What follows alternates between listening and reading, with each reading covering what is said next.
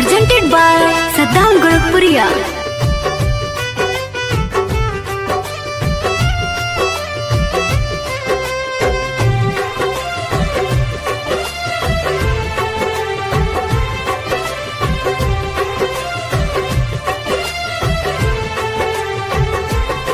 तोह पे भैनी हम फीदा, बात कहतानी सीधा।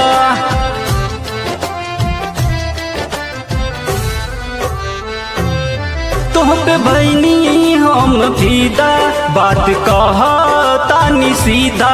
जैसे बोले ले कोयलिया वो सही बावे तोहर बोलिया। जैसे बोले ले कोयलिया वो सही बावे तोहर बोलिया। बन जा दिल के रानी ऐसे न सवाल करहो। बन जा दिल के रानी ऐसे न सवाल करहो। तोहरा संगे जिए मारे के करार हो गईल। तोहरा संगे जिए मारे के करार हो गईल। ए जान हो सचहू में प्यार हो गई। ए जान हो सचहू में प्यार हो गई।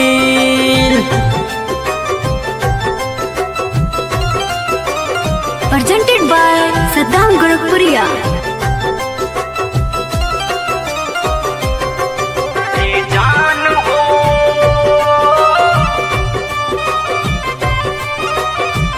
सचहू में प्यार हो गई। तोहर सूरतिया फेल कैले बावे चान के। परी लगेलू तू सचो आसमान के।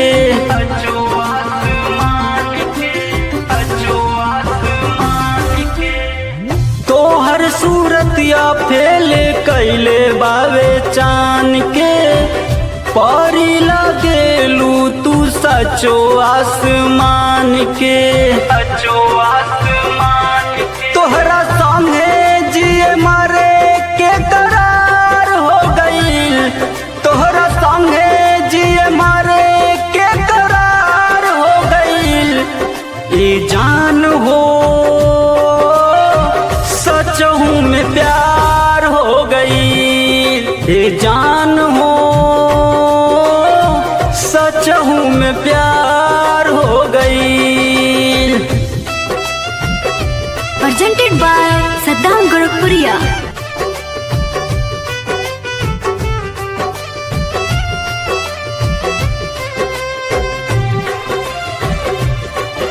ए जान हो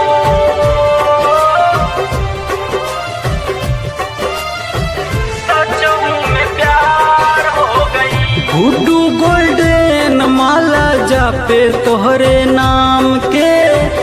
मन करे मिले आई छत छानी फान के। छत छानी फान के। छत छानी फान के।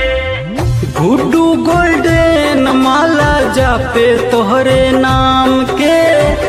मन करे मिले आई छत छानी फान के। छत छानी फान के। सदम सुना तो बे निसार हो गईल।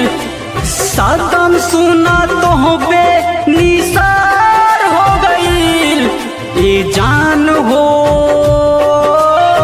सचहू में प्यार हो गईल।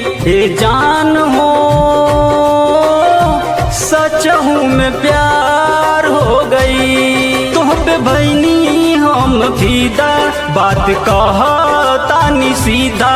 जैसे बोले ले कोयलिया वो सही बावे तोहर बोलिया। जैसे बोले ले कोयलिया वो सही बावे तोहर बोलिया।